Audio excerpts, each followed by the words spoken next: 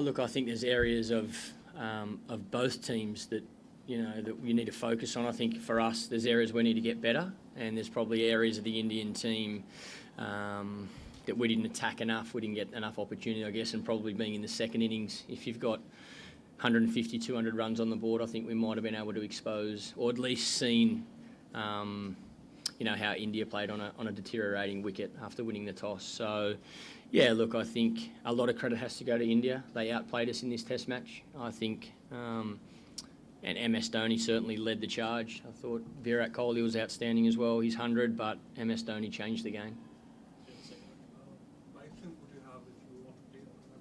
Yeah, look, we've got the same options that we had before this Test match. We need to assess conditions once we get to Hyderabad. Australian spin took 3 wickets in the first innings. Fast bowling took a lot more. That doesn't mean to say that playing 3 fast bowlers and a medium pace all-rounder, we got that right. I think we need to assess. We need to look at conditions again and work out what we think is the best 11. I think also it's not just about selection; it's about how you perform. I don't think we bowled well enough in our first innings, and we certainly didn't bat well enough in our second innings. So, there's a couple of areas where we certainly need to improve before this second Test. Michael, you've got so many left-handers, or does it really? It's not really a big issue. Well, you're going to face both if you're playing against India anyway. Whether you're right-hander or left-hander, they got 2 right-arm off-spinners. Jadeja played. They've got Oja out there bowling now. So I think you have to find a way against the ball spinning in both directions. And I think it's more personal preference, what you prefer, if you find it harder for the ball spinning in or ball spinning away. So, for me personally, I don't think it matters too much. I got out to ball spinning away in the first innings and ball spinning back in the second innings. So I'd like it to go dead straight. That'd be nice. Look, I don't think we can blame, the fact that we have so many left-handers. I think we just got to find a way to execute our skills better, both with bat and ball. Oh, look, I've always made very clear to the players I want them to back their own ability and play how they see fit. It might have been quite tough for them to play the way they would have liked to play, so credit needs to go to the Indian bowlers. But no, look, the players know that they have the freedom to play their way, play with intent, and back your own ability.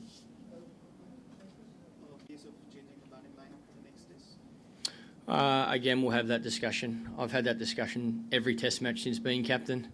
I don't know how moving up the order guarantees any more runs. I certainly don't think that's the case. I think no matter where you bat, the guys in the top 7 need to make sure we're scoring majority of the runs and allowing our tail to do or make as many runs as they can to contribute. But we will certainly talk about that before the next Test. It certainly had impact on the game. Ask me after the 4 Test matches and I'll let you know how much impact it had on the series. But right now, it contributed a lot to India's success in this Test match. But take nothing away, like I say, Kohli made a fantastic 100. Ashwin, what did he get? 6 in the first innings and 5 in the second.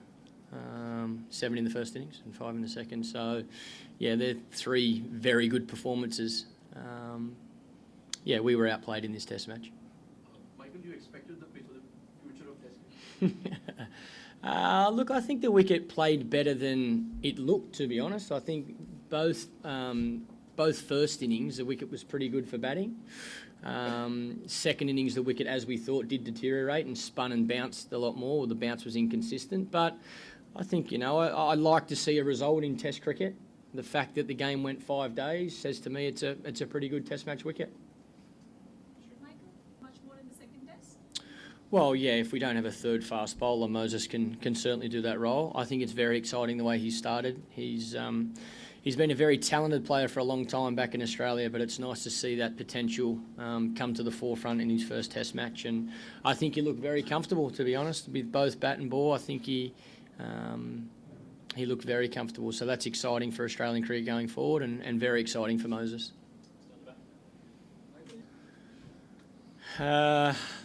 I think you need to make runs no matter where you bat. he got more runs in the middle order batting in the first innings and opening in the second innings, so I don't know the answer to that question.